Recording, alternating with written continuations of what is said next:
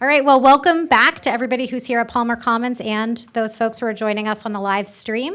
I'm really excited to hear from our panelists who are with us today. So welcome panelists who are joining us virtually, as well as those who are here in person. We're really grateful that you could make time to share some information about the support that you provide for a wide range of carbon neutrality related research. I am going to introduce our first three panelists who are our external funders. They'll talk. We'll open it up for about 10 minutes of questions. And then I'll introduce our panelists who are here on campus, and then open it up for an additional round of questions. And so with that, Ivana, let's get our Zoom going. Hi, Michele. It's good to see you. I'm going to introduce you, Evan and Ying, and then we'll start with you. Michele Boyd is going to speak with us first. She's the Strategic Analysis and Institutional Support Program Manager at DOE's Solar Energy Technologies Office, where she manages the soft costs balance of systems team. This team supports the development of analyses, tools, and data resources to reduce the soft costs of solar energy and accelerates learning through technical assistance programs and national partnerships. Prior to joining SETO, she worked in government relations, nuclear energy and policy, and she received her master's from SNRE. We also have with us today Evan Michelson, who's a program director at the Alfred P. Sloan Foundation and is responsible for overseeing the Sloan Foundation's Energy and Environment Program, which seeks to inform the societal transition toward a low-carbon economy in the U.S. by investigating economic, environmental, technological, and distributional issues. He previously directed research and grant-making programs at the Markle Foundation and the Rockefeller Foundation, and he's the author of Philanthropy and the Future of Science and Technology. We also have with us on Zoom Ying Sun, who's a program director at NSF's Division of Chemical, Bioengineering, Environmental, and Transport Systems, so CBET, specifically the Thermal Transport Processes Program. There she manages a research portfolio in thermal transport phenomena, developing cross-cutting and interagency research initiatives. She's also the Hess Chair Professor of Mechanical Engineering at Drexel University. And so with that, I'm going to turn it over to you, Michele. Thank you so very much for the opportunity to speak to this group. I really appreciate the invitation, especially as a former U of M alum back when SEAS was called the School of Natural Resources. So it's been a while, but I'm thrilled to be back. I wish I could be there in person. And waiting for my first slide to come up. I guess I'll just start. There we go. So next, please. And I want to start by setting the stage with President Biden's January 2021 executive order, which sets out the administration's priorities on climate and equity. I'm going to highlight two of the many goals that were established and activities were established in the EO. First, it establishes the administration's goal for a carbon-free electricity sector by 2035 and a decarbonized economy by 2050.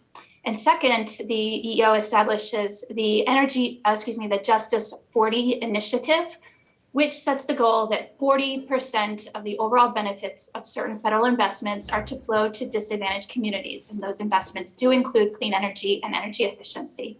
Next. The mission of the DOE Solar Energy Technologies Office incorporates the executive order goals.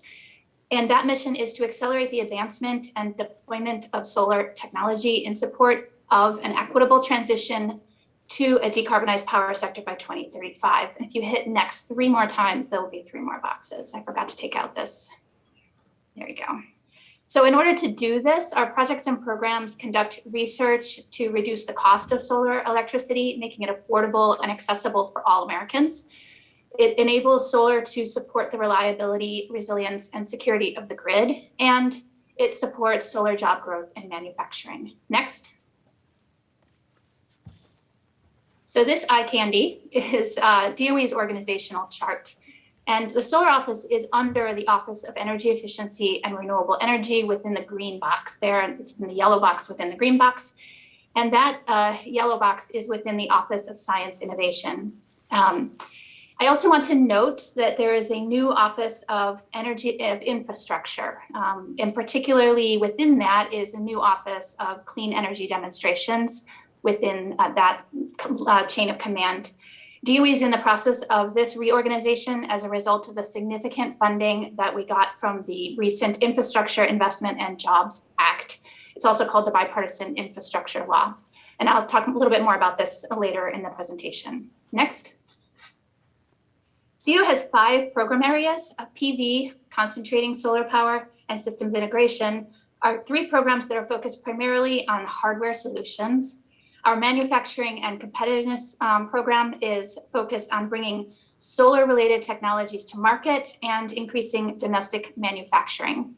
And the soft cost work, where I lead a team, is focused on reducing the non-hardware costs of solar, as well as other barriers to solar deployment. Next. The Solar Office funds over 400 projects in 42 states, plus the District of Columbia. Of those, about a third are led by universities. Next. I won't have time today to go through all of SETO's areas of focus, so I'm going to point you to 2 key documents that lay out our priorities. The first is SETO's multi-year program plan, which was released last spring. It explains the purpose and priorities of the office, sets goals for solar energy for 2025, and explains how we will accelerate progress towards these goals. You can see the high-level areas on this slide, and they include such areas as lowering the cost of electricity from PV and CSP, supporting reliability and enhancing resilience, and ensuring that solar energy benefits all. The document includes more details and has numbers behind associated with these goals. Next slide. The second document I want to highlight is the Solar Future Study, which was produced by the Solar Office and the National Renewable Energy Lab. It was released last September. It examines solar energy's role in transitioning to a carbon-free electric grid. The study finds that with aggressive cost reductions, supportive policies, and large-scale electrification, solar could account for as much as 40% of the US electricity supply by 2035 and 45% by 2050. That is a total of 1,000 gigawatts of solar deployment in the US by 2035. As of the end of 2021, the US has 119 gigawatts. The report goes into detail about what it will take to get to this level of deployment. Next. SETO has a variety of funding mechanisms, and I wanted to highlight these so that you understand various ways that universities can engage with our office. The funding opportunity announcements are usually for larger amounts of funding over longer periods of time. Keep in mind that FOAs can take about a year from the time that they are announced to project launch. So it's quite a process. They are also usually cooperative agreements, which means that awardees have to meet certain project milestones in order to continue receiving funding, which is unlike a straight-up grant. We have the Small Business Innovation Research Program, in which recipients can work with research institutions and use some of their funding for that. We also have Small Business Technology Transfer Program, which requires the small business to partner with a research institution, which has to conduct at least 30% of the work.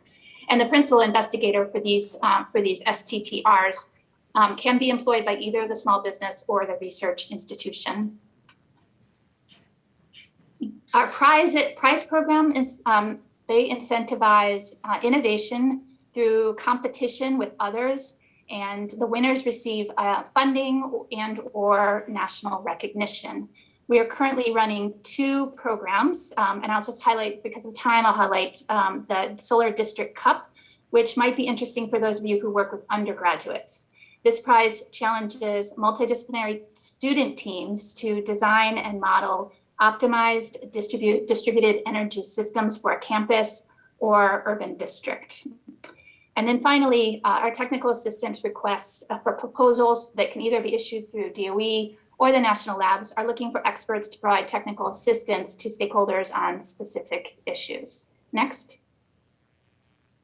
So SETO has one open funding opportunity right now, the Renewables Advancing Community Energy Resilience, or the RACER, which is a $25 million funding program for projects that enable communities to utilize solar and solar plus storage to prevent disruptions in power caused by extreme weather or other events, and to rapidly restore the electricity if it goes down. There are 3 topic areas. The first 2 topic areas require community-based stakeholders as project partners. In order to facilitate the matching find these communities, SETO is providing a teaming partner list for interested parties that do not want to be the prime applicants. The mandatory concept papers are due by 5 o'clock Eastern on May 26th of this year. Next. So I want to circle quickly back to the bipartisan infrastructure law, which provides $1.2 trillion in federal funds. The White House released a summary of the provisions in the law and who is eligible to receive funding, and that includes universities. I recommend, if you do go to this link, to search for universities and higher education. Both terms are used. Next. For those of you who may be familiar with DOE funding opportunities in the past, you'll note that there are changes in the application requirements in the last year or so. The applicants now must submit a diversity, equity, and inclusion plan that describes the equity impacts and benefits to underserved communities. Next. I should also mention that these DEI plans will be reviewed and scored by merit reviewers, so they are an integral part of the application. So there's no formula for incorporating DEI into projects. This slide lists some example ideas. You could diversify project teams by, for example, having a co-PI from a minority serving institution, or perhaps set up a project advisory group with diverse stakeholders. Or you could, for example, locate pilot programs or demonstrations in disadvantaged communities. This list here is not exhaustive. Next. I urge you to sign up to be considered to be a reviewer for FOA applications. It is an excellent way to learn how the process works and to learn what it takes to prepare a strong proposal. Reviewers are provided a small honorarium. Next. I also urge you to let your graduating students interested in working in government know about SETO's fellowship program. Our fellows get hands-on experience and are an integral part of our office and our work. We have usually at any given time 6 to 12 fellows. Next. And then finally, please do sign up for our newsletter, which will keep you informed about our funding programs and the latest research that we are doing. Thank you again so much for the opportunity to present today. Thank you so much, Michele. And just a reminder to folks who are here and are on the live stream, we will have these slides available after the presentation. So thank you, Michele, for providing so much information on that. Next, we're going to hear from Evan Michelson from the Alfred P. Sloan Foundation. Excellent. Thanks so much. Happy to be here and to talk about the work that we're doing at the Alfred P. Sloan Foundation and our Energy and Environment Program. Just a disclaimer that all the views I'll be talking about today are my own and are not reflective of the Sloan Foundation. So I want to go to the next slide, please. So for those of you that are not as familiar with the Sloan Foundation, we are a private, not-for-profit grant-making institution based in New York City. We're a private philanthropy. We were founded in 1934 by Alfred P. Sloan Jr., who was the president and CEO of General Motors. So there's certainly a Michigan connection. And Sloan himself was really interested in the way that organizations were organized and the ways in which science and technology could be advanced. And that really has served as the foundational bedrock of the work that we do across the foundation since we've been founded. So our focus throughout the organization is supporting research and education across science, technology, engineering, mathematics, and economics. We make roughly $80 million worth of grants each year, placing us around somewhere near the 50th largest foundation in the United States. Next slide, please. So what I'm going to focus on, obviously, is our energy and environment program, which I oversee. I think it's important to highlight that the program that I oversee kind of sits within a widespread set of research efforts that kind of cross a range of different fields, from basic science programs on tabletop particle physics to biology to work in astronomy. I actually also oversee our work on something called the Sloan Digital Sky Survey, to our program that supports foundational work in economics. We have an entire research area focused on supporting advances in technology and the development of research software for science. We have an exceptionally strong focus on diversity, equity, inclusion in higher education that permeates all of the work that we do, but is particularly advanced in our STEM higher education program, which has a number of grants to the University of Michigan. Many of us outside of the academic world know us for our work in public understanding of science. If you've seen NOVA shows or listened to NPR, some of you may have heard about the Sloan Foundation. But I'll obviously focus on our work on energy and environmental issues. So we can go to the next slide, please. So the energy and environment program is focused on advancing work that addresses this core programmatic goal to inform the societal transition toward low carbon energy systems, predominantly in the United States, not exclusively, but we're predominantly a US-oriented funder. And we support work that cuts across a wide range of disciplines. It's one of the really interesting and exciting things we're able to do here, that we support work that looks at economic, environmental, technological, and distributional issues. And from a disciplinary perspective, can fund work both within and across disciplines in the social sciences, both quantitative and qualitative, through engineering and energy systems analysis, all the way to basic scientific research. We went through a strategic review of our program. It's been in formal operation for about 8 years at this point. And a few years ago, we really worked to emphasize advancing research on these 6 topic areas. Of course, as all of you who are working in the energy system are familiar, many of these touch on one another, so they're not mutually exclusive. But we have substantial long-standing grant-making efforts that focus on energy markets and policy analysis, work on the factors that can advance net zero innovation. In recent years, we've had a specific focus and emphasis on negative emissions, science, and technology. We have work that focuses on revolutions that are happening in transportation and mobility, both at the individual household level and at the commercial and industrial scale. And then emerging work on key energy systems research issues like energy and distributional equity, the role of energy systems in climate adaptation and the extent to which energy systems are vulnerable to climate change, and thinking also about efforts to develop work in industrial decarbonization. Next slide, please. So in terms of our program overall, we really look to achieve these 4 main core outcomes. Sort of our bread and butter is advancing novel academic research that sort of advance the state of knowledge in many of these topic areas.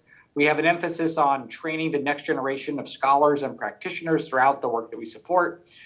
We focus very much on building multidisciplinary networks, and as I'll talk about in a moment, a lot of the work that we've been supporting of late really has a multidisciplinary and interdisciplinary focus, and then disseminating that information to inform decision-making at a variety of levels, local, state, federal, both within the policy world and even in the private sector as well.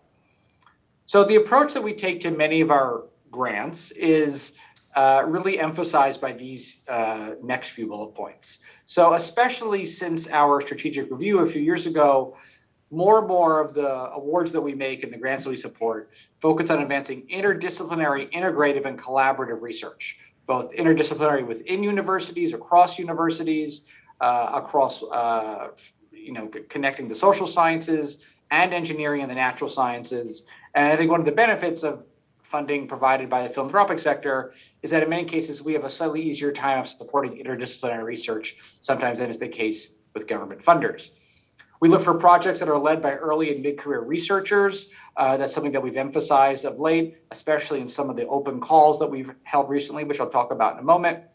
A lot of the work that we support focuses on linking research with practice. So many of the research projects that we advance of late in our program really involve interdisciplinary groups of scholars that use data and secure data from those from a wide range of perspectives, private sector, non-governmental organizations, government data, and really use that as the bedrock of analysis as they move going forward. The work that we support, especially given our relatively modest grant making within our program compared to federal funders, really looks to be timely, catalytic, and gap filling. So we can support work that's at different stages of development. We can sort of provide small seed grants that help build and develop a research project or collaboration to scale over time, potentially with NSF or DOE funding. We can look to support a body of work that hasn't gotten funding for whatever reason as a standalone effort. And often, as is the case, is that researchers might have funding for one or two pieces of their work, but there's a piece that for a variety of reasons hasn't been able to secure resources that we're able to fill in with our resources. And we often look to facilitate partnerships with other funders, either on a foundation to foundation basis, foundation to government basis, or working with our grantees to help them think about other sources of support. There are a number of good examples of that, which I'll talk about in a moment, but that's something that I'm really committed to and always look for opportunities to advance. If we go to the next slide, please. So there have been a number of what I think of really influential interdisciplinary research results. These are not the only ones, but I can talk through them in a bit. In terms of how ideas come into the Sloan Foundation, we have multiple streams and avenues of input. We invite and solicit proposals. We accept letters of inquiry that we consider on a rolling basis. And we've often have open calls for proposals. Last year, we held an open call for proposals on social science research on energy equity issues. We just closed open call this year for projects on energy system electrification that looks to advance research on all the various opportunities and barriers to energy system electrification that are emerging in the years ahead. And we expect the work that we do to have lots of different kinds of impacts. So just on the slide, for instance, a number of years ago, we supported a multi-method, multidisciplinary approach to measuring oil and gas methane emissions in the Barnett Shale that was organized by Environmental Defense Fund and included researchers from multiple universities. We funded work at the National Academies to take an interdisciplinary approach to understanding how to accelerate decarbonization of the U.S. energy system. We've done a lot of work that brings together economists, energy system modelers, folks that understand atmospheric science to develop improved measurements of the social cost of carbon, both at Resources for the Future and the Climate Impact Lab at University of Chicago.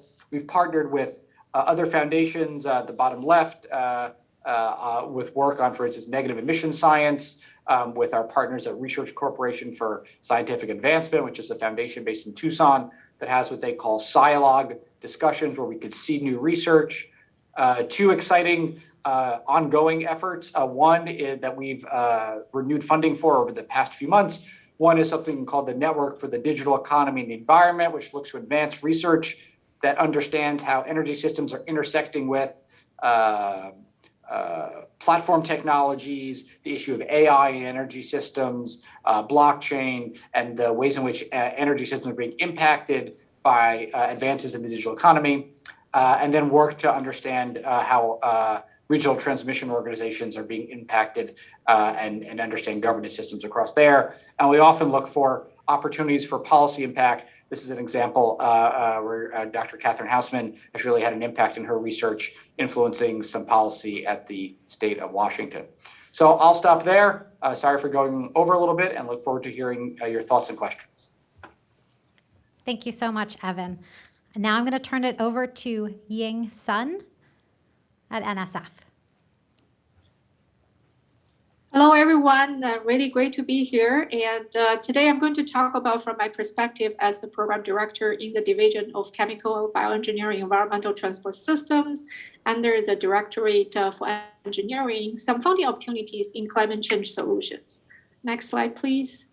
So bigger picture here. So NSF this year, FY22, the total budget is $8.8 billion. And it contributes to 1/4 of a quarter of the federal funded basic research at U.S. colleges and universities. So now we have 8 directorates. And in engineering, we have actually a new directorate called Technology, Innovation, and Partnership just launched earlier this year. So if you look at yesterday, they actually announced a new program called Regional Innovation Engines Program, and take a look at that. It just announced yesterday. in terms of different skills that we actually found, we found from a single investigator to mid-size teams to centers and networks, and from single disciplines to convergence research.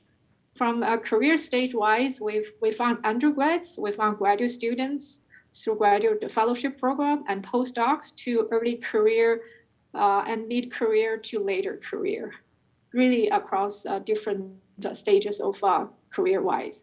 And also innovation cycles used to be more focused on basic research. Now we have this new directory called TIP, and that is more on translational research. Next slide, please. By the way, we're headquartered in Alexandria. That's where I'm staying right now. Okay, so this is a organization chart of the engineering directory. And here you can see that 3 disciplinary divisions, CBET and CMMI and ECCS, focus on different disciplines. And also we have 1 centers, network education and diversity activities, the EEC division, and also 1 leads the innovation and translation, that IAP, now recently moved to the new directorate, TIP. So, and also we have an emerging frontier and multidisciplinary activities program, IFMA, that helps to manage all the cross-disciplinary activities. However, many programs involve multiple divisions and directorate. Thank you. Next slide, please. So this is a busy chart, but it's an organization chart of my division, Chemical, Bioengineering, Environmental Transport Systems. We have 4 clusters and 16 programs. Each program, actually, all the clusters involve in some level to the climate change solution. So we have chemical process systems, we have engineering, biology, and health, we have environmental engineering sustainability, and in the transport phenomena cluster, the program is called Thermal Transport Processes Program. Next slide, please. What I want to emphasize is this cross-cutting opportunity is called ECO-CBET, which stands for Environmental Convergence Opportunities in CBET. So basically, we're seeking the integration of environmental engineering sustainability with fundamental aspect, which can include chemical, biological, and transport processes science to address environmental grand challenges. So here we're really looking into combating climate change and mitigating its impact, looking to fund transformative high-risk, high-reward approaches to attenuate the threat of climate change. So what is this different from other opportunities that it requires to demonstrate a longer-term potential to become industrial or environmentally feasible? And the grant is $1.5 to $1.7 million over 4 years.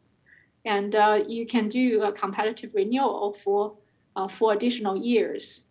And the preliminary proposal for the FY23 will be due September 19th of this year.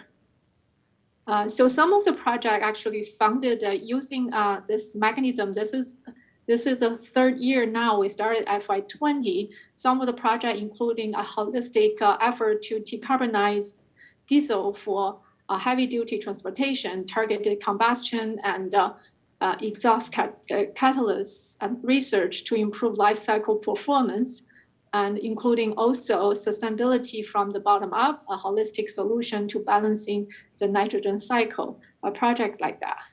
Thank you. Next slide. So another opportunity is called Critical Aspects of Sustainability, Innovative Solution to Climate Change, that we actually released a Dear Colleague letter last fall to encourage submissions, proposal submissions to existing programs that focus on solutions, either mitigation and adaptation of climate change. So there are 4 focuses and areas that here we list, including reduction of greenhouse gas emissions, energy use, energy innovations, greenhouse gas sequestration and removal, and climate change adaptation, and synergistic topics. So the deadlines and rules for those existing programs will apply to this particular Dear Colleague letter. So people that are interested in submitting to this Dear Colleague letter should send email to cas@nsf.gov and prior to the submission and send us 2-page research concept outline. So we will take a look at it and find the most suitable program for your proposal, and then we will go from there. Thank you. Next slide. So this is a busy slide, but basically tell you all the people behind this Dear Colleague letter and the people from engineering. So basically all engineering divisions are involved in this, and each division has representatives. I'm in CBET, and also we have different divisions all involved in different aspects of the climate change solution, including, so for example, here we have reduced greenhouse gas emission, the energy use, looking at reduced energy use and emissions, looking at green chemistry, refrigerants, manufacturing, sustainable material systems. This list can go on and on, very long list of interests that we're looking into. We're also looking into, for example, education and broadening participation that applies to all divisions, and also the innovative measurements, sensing, Internet of Things, on-device learning, and those aspects are of interest to all divisions. So please take a look at that. If you have any interest or questions, you can send an email to cas@nsf.gov. Thank you. Next slide. Okay, so now it goes to the program that I manage. It's called Thermal Transport Process Program. This program supports projects that lay the foundation of new discoveries in thermal transport phenomena. So I list here some specific area of interest, including the fundamental heat transfer, convection, diffusion, radiation, thermodynamics, bioheat and mass transfer, nano, microscale, and mesoscale heat transfer, and also the novel metrology and the use of machine learning and AI methodologies in advancing the thermal transport processes, and also the thermal and quantum interface. But what I really want to highlight is this space that is in this synopsis of the program is on this thermal solutions to climate change. So here we list a number of things, including decarbonizing industrial processes, novel heating and cooling technologies, minimal greenhouse gas emissions, thermal-driven clean energy concepts, thermal and thermochemical energy storage, waste heat recovery and transmission, thermal transport in electrification of energy services. So I want to mention we actually recently found one of the Michigan researcher, Rahini Balachandran. Her career word is understanding radiation transport in flowing and radioactive participating media with integrated models and measurement, where she look at high temperature thermal systems and thermochemical and photocatalytic reactors for fuel productions. So congratulations. But if you have any questions, and you can send me an email, and I have the email listed there. And I think that's my last slide. I'm going to get back to Sarah, the organizer. Thank you so much, Ying, and thank you for mentioning Rohini. There's actually a number of faculty members whose names have been going through my head hearing from you, Michele, and Evan talking about your priorities, because there's clearly a lot of intersection between the areas that you folks are funding and the work that's being done here on campus. So right now I want to stop and use this as an opportunity for folks who are either here in person or joining us via live stream to ask some questions. I have some prepared, but anything burning right away here in Palmer Commons?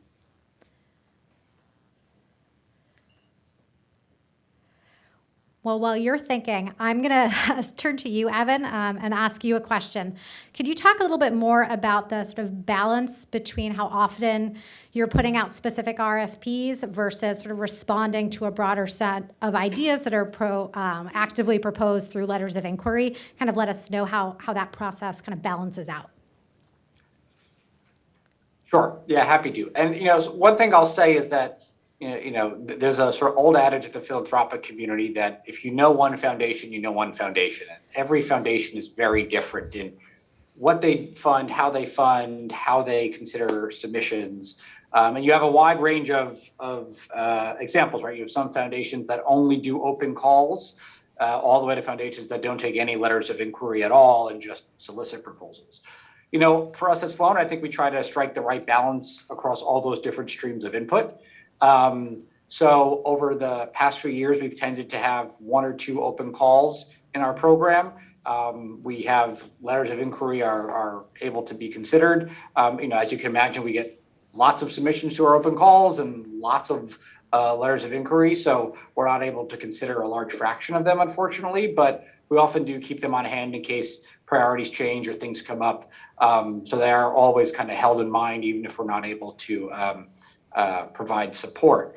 I don't know if I have a good sense of like the actual percentage breakdown, but you know, we've had, like I said, calls, you know, in the beginning parts of 2021, 2022, 2020, we had some, end of 2019, and 2018 we held 2. So I think it just kind of depends on our resource availability, and they're often focused on particular domains and particular research questions that are relevant to our program. Okay. Thank you for that.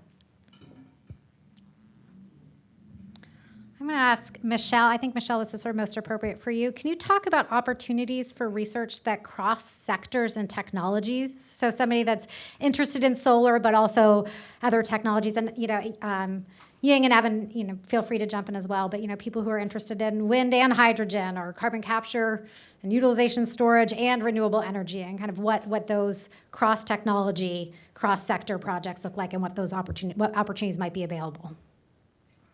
So that's a great question. And I would say that the Department of Energy, especially the EERE office, has done a lot better in the past few years, breaking down the silos between the technology offices and releasing funding opportunities and other programs that are cross technology. So it's very exciting to see that. It's also very painful, you can imagine, trying to do that, but we are doing our best, and we have released various programs that are cross office, and we have released funding opportunities that are cross office. I can't think of one that's open right now, but I'm happy to double check that and make sure that I'm, you know, to see if I missed something right now.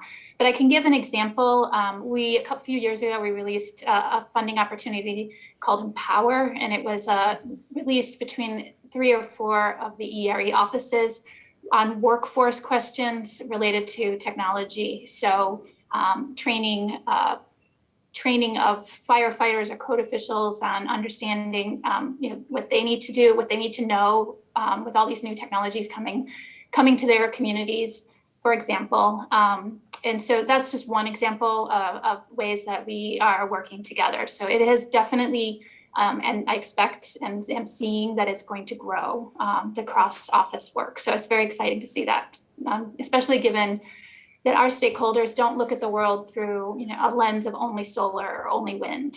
You know, we're seeing companies and others who are doing more than one technology, solar plus storage, solar plus wind.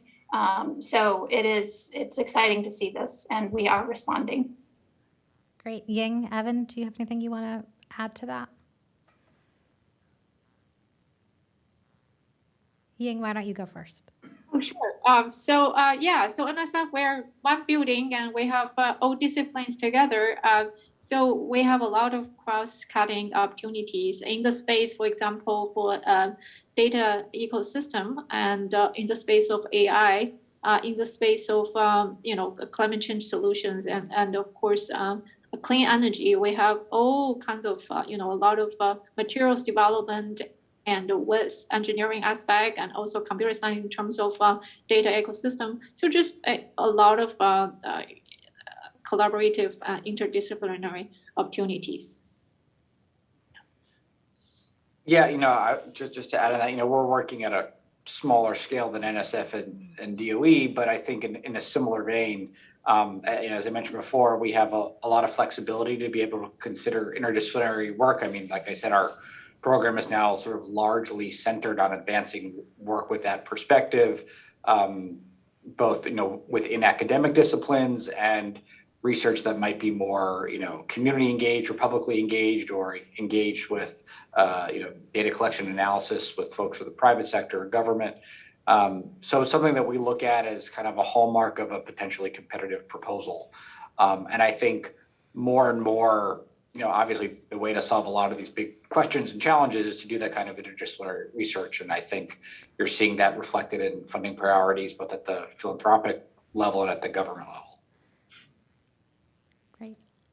Oh, I've got a question from here in Palmer Commons. I have a question for Michele about the funding opportunities through the DOE. I think I have a good understanding of how NSF grants work, and I'm trying to understand the difference. With DOE, you mentioned FOAs are different from grants, and I think you said the difference in one part was that there are performance, measures of performance you have to meet to continue getting funded or getting the funding.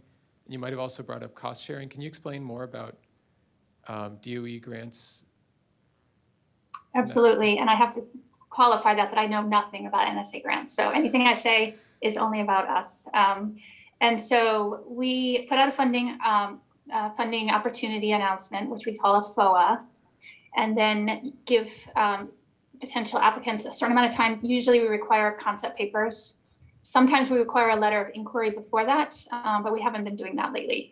They're all mandatory. So if we require concept papers or a letter of inquiry prior to that, there are deadlines, and if you miss one step in the process, you can't jump in later. And then after the concept paper, we send the applicants encourage, discourage, and then after a review of those, after a formal review, and then there's a certain amount of time to submit the application, and then we have a merit review with external reviewers, experts in that field. And that's the process that I asked folks to consider signing up to volunteer to do that. And then after that period of time, we go through we make our selections internally, and then we go through a long process of reviews and briefings. And when we finally announce, it's usually about maybe 5 or 6 months after the announcement was made. And then we announce selections, and then we go into negotiations, which is where we tear apart your application and rebuild it. In negotiation with you, we don't tell you what you have to do, but we go through and we look at what other pieces that we would really like to see emphasized or not emphasized. We can't force anyone to do anything, and we have to stick to what you applied to do. But there's often changes like stakeholder engagement or increasing the number of papers that are released or things like that we go through the negotiation process, and we develop a statement of project objectives. That process takes a few months, and then the whole package goes to what we call our golden office, our contracting officer, who then reviews everything and has to approve it to enable the money to go out the door. So that whole process takes about a year. And as part of the statement of project objectives, we have quarterly milestones, and as well as end of budget period. It's usually a year, but not always a year. What we call go, no go metrics. And so every quarter we check in with you, if not more often, depending on the project, and check in to see how you're meeting the milestones, what are the deliverables, how is it going, and the go, no go process is we have to go through an official continuation to go into the next budget period to enable the awardee to receive the second tranche or the second budget period. And the budget periods can be, it can be a 1 budget period project, but usually it's at least 2 or 3 budget periods.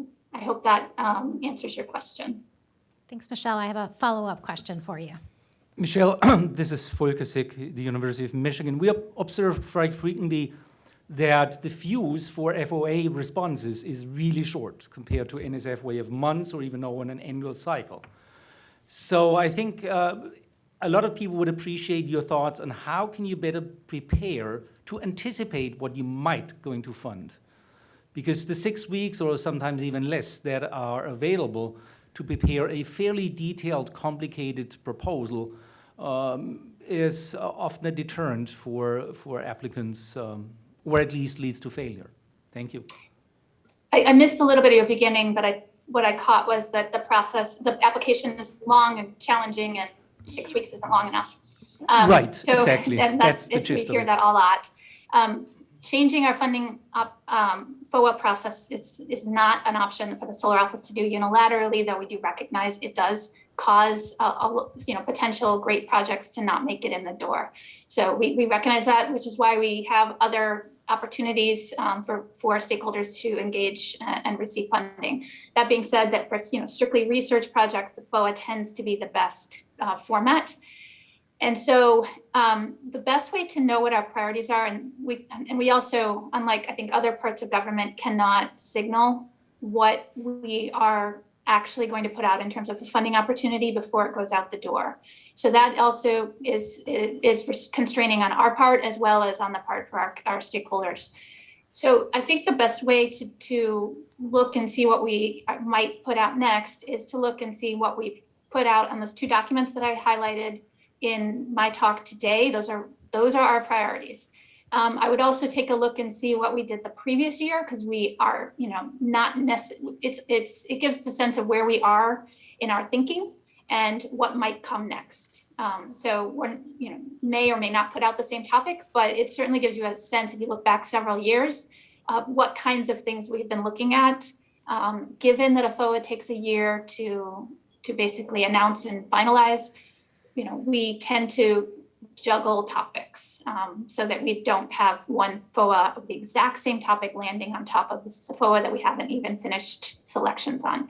So that's just about, that's what I can tell you in terms of what our thinking is. I can't guarantee that we wouldn't do two FOAs of the same topic in the same, in 2 years, but that tends to be a little challenging for us. So we tend to, if you look back in time and see what each of the sub-programs have put out or what the office as a whole has put out, it gives you a sense of where our trajectory is.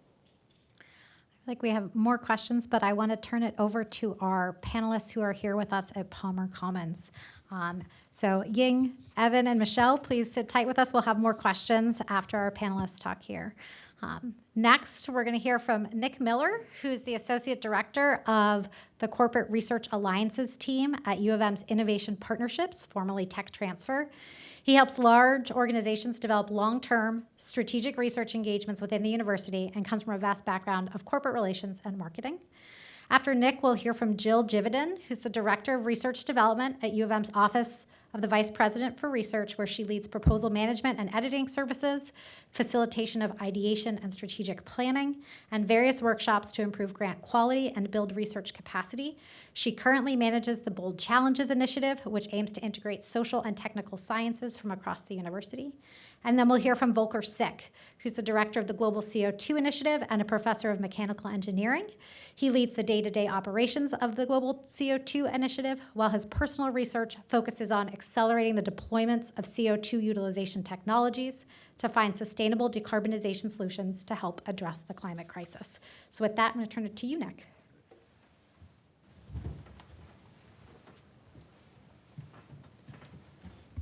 Well, thanks, Maggie, very much for that kind introduction. It's a pleasure to be with you actually in person, live on campus.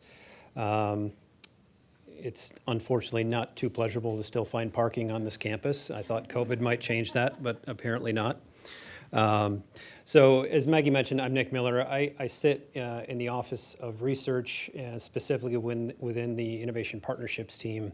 And really, what I'd like to do today is I just have a couple of slides to introduce our group. I will be here during the entire networking session, so happy to connect with you all a bit deeper during that session. But hopefully what I can do just in the next couple of slides is just give you an overview of who we are, what we do, and hopefully how we can be of service to you in your daily research. So if we can go to the next slide, please.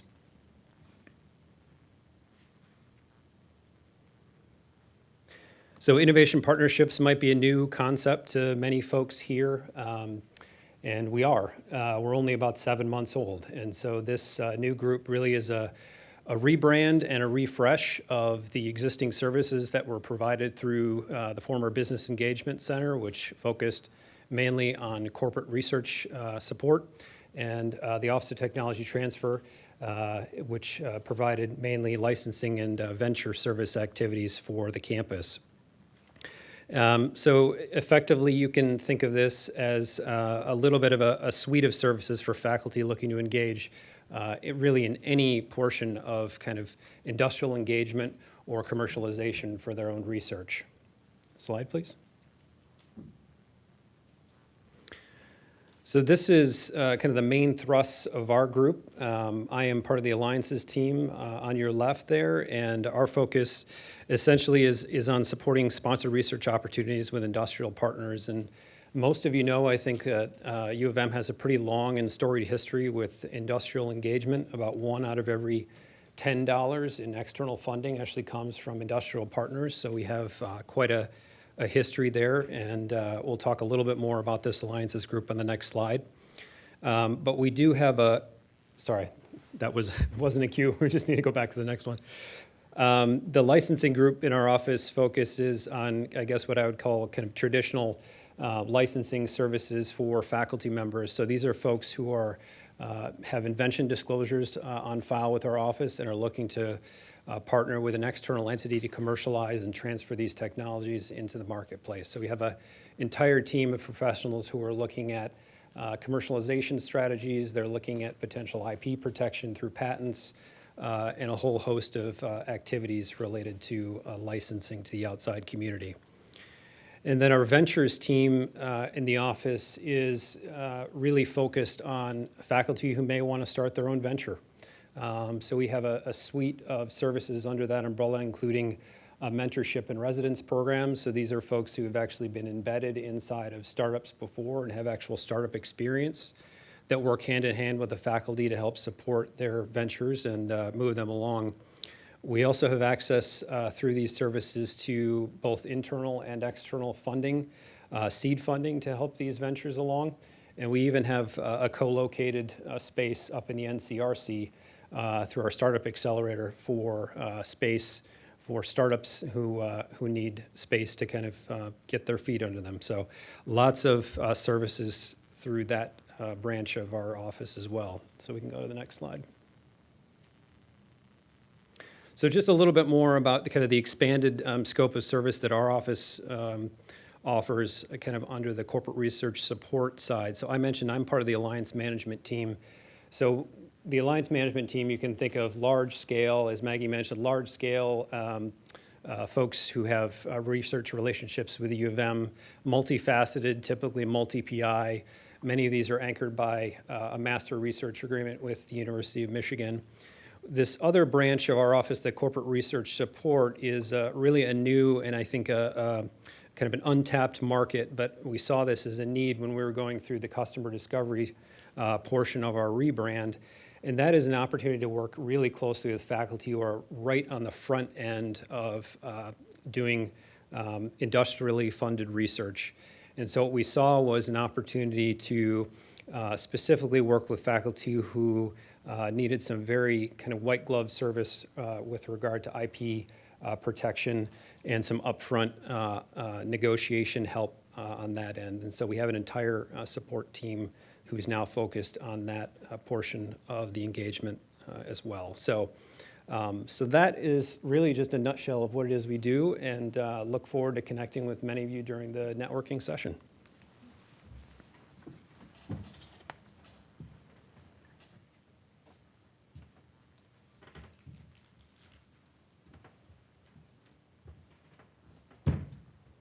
Hi, everyone. Jill Jividen. I'm the Director of Research Development in the Office of the Vice President for Research. I am the director of this unit called Research Development and Proposal Services. I see them working, trying to get my slides up. The unit is just about 3 years old, 3 years this month, actually. And I'm establishing it from scratch. We were just getting it up and running for about 9 months when the pandemic hit. So we're really grateful for the opportunity, any opportunity to get in front of our researchers and let them know about the services that we offer.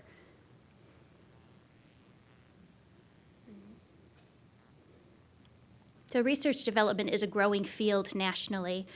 It is, in essence, thank you. We're very familiar with research administration.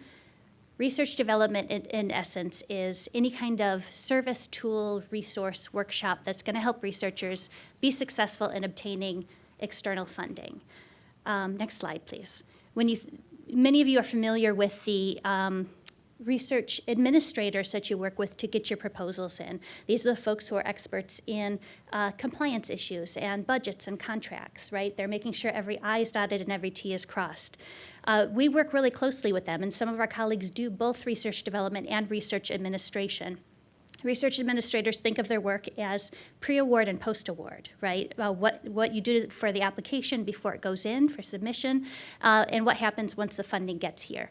I like to think about research development as everything that happens even before that. So pre-award work. So it's idea development, it's people development, it's team development, it's as you're starting your proposal, it's helping you manage, especially complex proposals. There's a lot of work that goes into it. We can help you project manage those.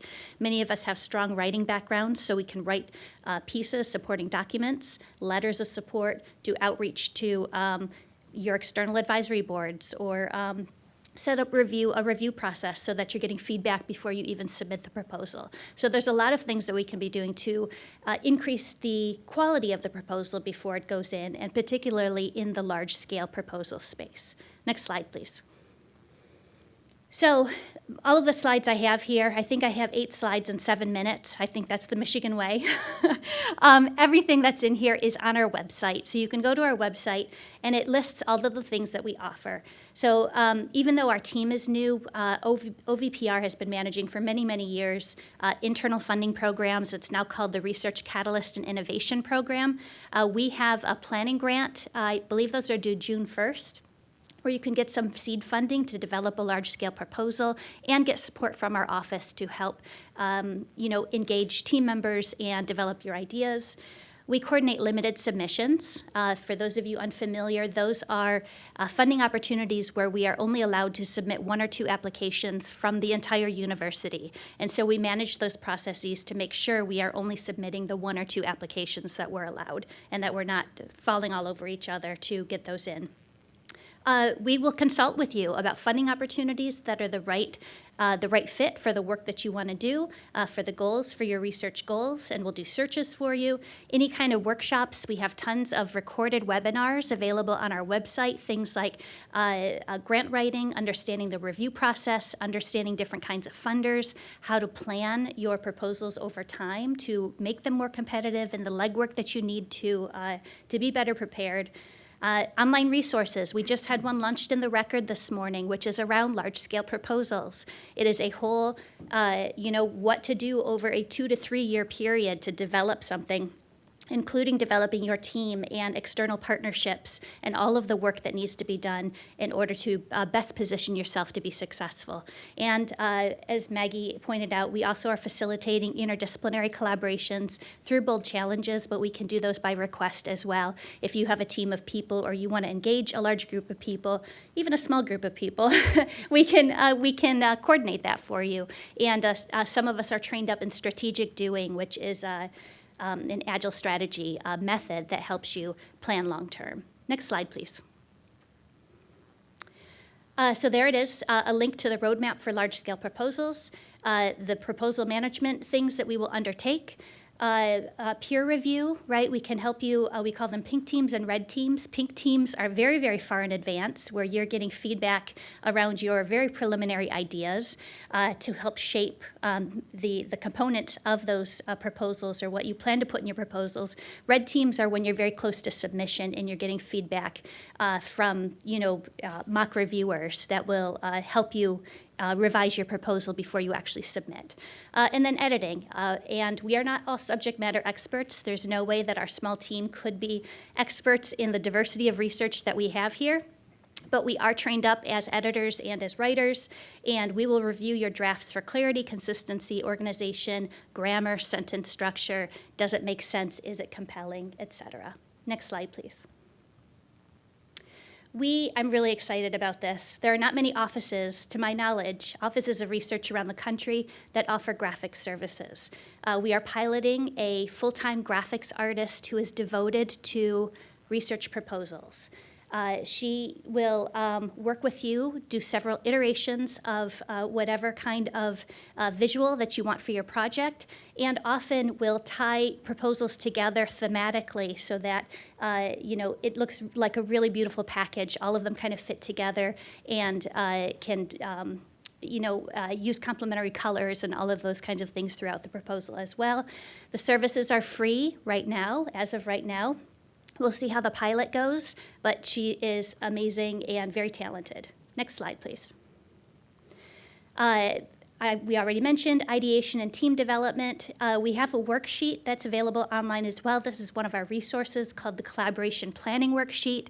For those of you that are working with teams, new teams, young teams, mature teams, whatever, this will help you kind of start to have hard conversations with each other about the things that should be in place if you're serious about working together, things around authorship, who's managing what, what kinds of staff hiring, who's doing the hiring, who's making, arranging for finances, et cetera. So that is, I'm interested to get feedback on that if anyone wants to take a look and reach out to us about it, but it's ready to go. Next slide, please.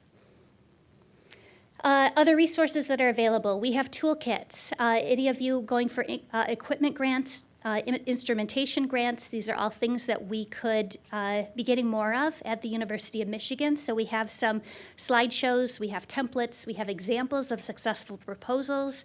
We have a big proposal library so that you can see what successful proposals look like before you start to write your own. And we have a newsletter that comes out about twice a month that's full of funding opportunities, things we want to highlight, internal resources, strategies for being successful in pursuing external funding, and just tons of events and workshops. Next slide, please. And as Maggie has mentioned, we are running the Bold Challenges Initiative. This has really been developed over the last year, and we launched it in January. It is essentially a 4-phase research accelerator. We expect the next deadline to be, we expect to announce the next phases in around June with an August deadline. But this will offer you project management and some seed funding, not a lot of funding, but a little bit of funding. But what's really valuable is having a project manager who can help you set meetings, pull your team together, build partnerships, develop your ideas. We can do facilitation of those meetings. Go out into the communities, do field trips to visit policymakers, all kinds of things like that. And it's around these 6 themes. I guess it's three big themes: health, infrastructure, and sustainability, and the intersections of those themes that we hope will help you position yourselves to be successful in meeting the challenges of this century and also positioning yourselves for some of the big funding that we expect coming from the federal government. Next slide, please. I think that might be all of my slides. Okay, thank you, everyone. Reach out to me. You can think of us as like a research concierge office. If you don't know where to start, come to us. Thank you.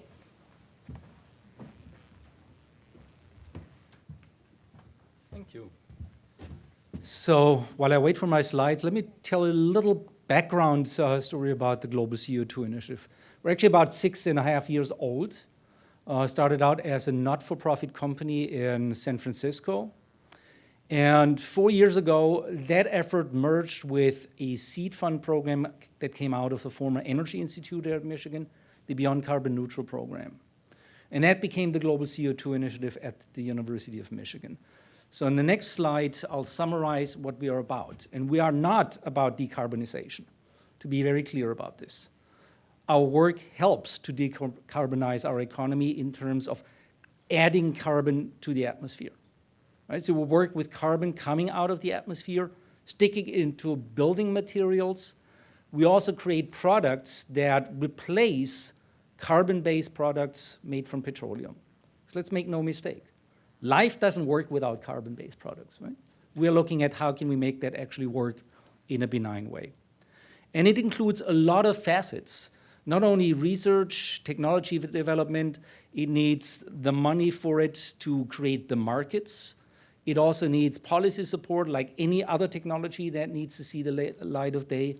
So there's a lot of moving pieces that we all need to coordinate. And we, as a primarily philanthropically supported organization on campus, look at helping others come together and create the necessary programs and research and products.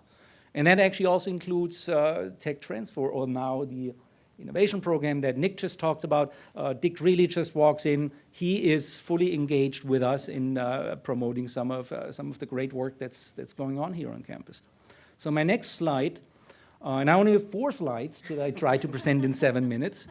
I'm giving 3 examples of areas that we focus on, and clearly a study that we put out 6 years ago that we're currently updating shows this is a $1 trillion market, $1 trillion a year, where we can make lots of products using up gigatons of CO2 every year.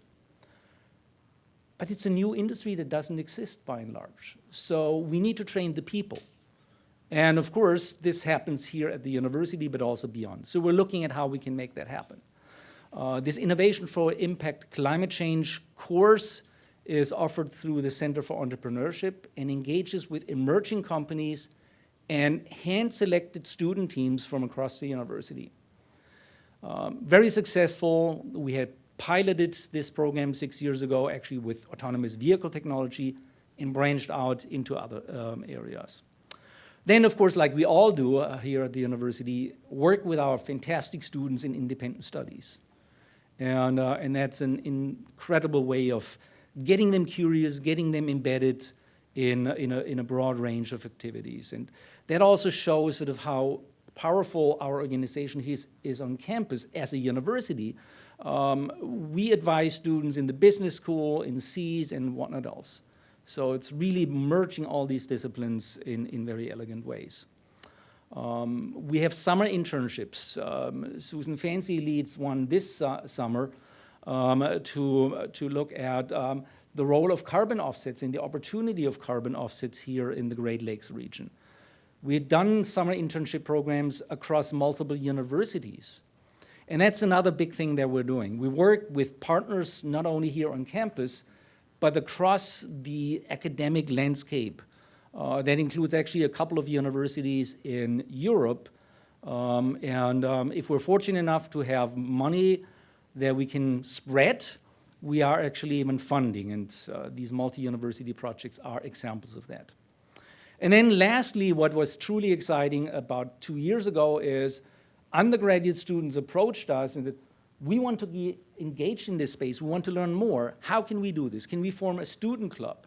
So they launched the Global CO2 Initiative Student Association. That's open actually to all students, not just undergraduate students. And they built stuff. They actually have helped to create a global competition, like we know from the Solar Car team, to look at what's the best way to capture CO2 from air. Next. What's really, really important in essentially all technology, but I believe in this environmentally so important aspect is know what you're doing before you do it, right? Measure at any step from the idea phase to market launch. Does it have environmental sensibility? Is it economically sound? There is a lot of greenwashing going on and worse in that emerging space already. So at the request of the Department of Energy, we put together a publicly available free resource. You see the link here, this Assess CCUS website that provides guidance, tutorials, tools on how to do life cycle assessment and techno-economic assessments. We train the workforce for that. We work with companies. We work with researchers on campus to some very limited ability pro bono, but usually we get involved with proposals and get funded. And we also integrate these tools in coursework. Next and last, I want to talk about how we utilize our network, our knowledge, our experiences in briefing policymakers on what should be funded, what should actually be written into legislation that helps decarbonize the economy. And given that we have been engaged in this field from essentially its onset years ago, we know a lot of faculty, a lot of companies, funders, et cetera, and we can make connections.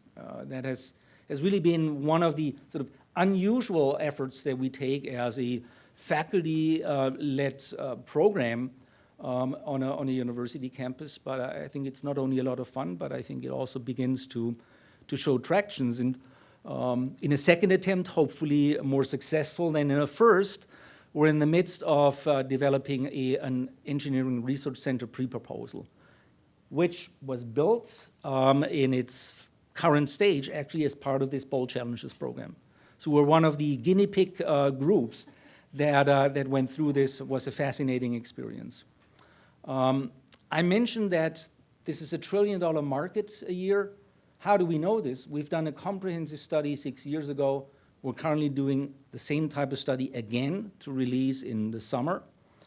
And what's summarized here is sort of a compilation of how CO2 can actually be a fantastic source of carbon.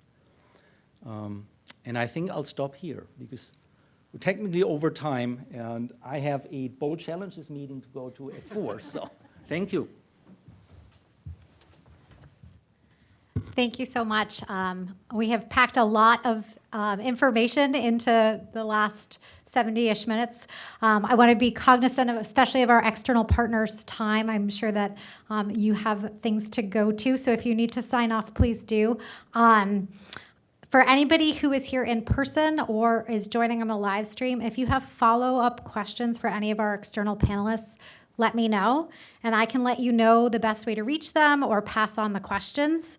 For our internal panelists, they will be here for follow-up questions. So Volker, I think we might have you for a couple minutes before you run off to Bold Challenges. And you can also contact any of them directly. I really want to thank everybody for joining us today. I wish we had more time for discussion right now, but I want to be cognizant of people's busy schedules. So thank you very much, Michele, Ying, Evan, Nick, Jill, and Volker. We really appreciate it. I think there's a lot of excitement and an opportunity in this space, clearly. So thank you very much. Take care. Thank you.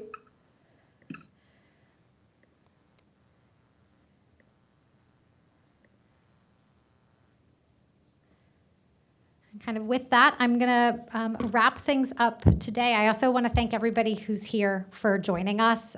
It's really exciting to hear people talking together in person and to know that people are joining along on the live stream and getting this information. I hope that we answered some of your questions and also gave you some ideas for some opportunities that you can pursue on campus or external. As I wrap up, I encourage everybody in your welcome packet, there is a little brief exit survey. We would really appreciate it if you completed it. I promise it's fast. It's pretty painless. We have the room until 4, so feel free to grab a little bit more coffee and continue some conversations. I want to note 2 individuals that you might want to seek out. If you want more information about working with foundations, if Evan piqued your interest and you want to know about more opportunities, Maureen Martin is here. She's the Foundations Relations Executive Director. And I'm surprised I didn't get any questions about how CNAP connects to campus carbon neutrality. But if you have any questions around research connections with campus carbon neutrality, Drew Horning, who's Graham's Managing Director and Special Advisor to the President on Carbon Neutrality Strategy, is here as well. So please seek them out. I also want to thank Sarah Lee, Ivana Holmes, and Jean Sadler for all of their tremendous work organizing this event and making it run smoothly. And with that, I am going to go grab a snack, and I hope we have a chance to chat more. And please, if you have any questions about CNAP, don't hesitate to reach out. Thanks so much.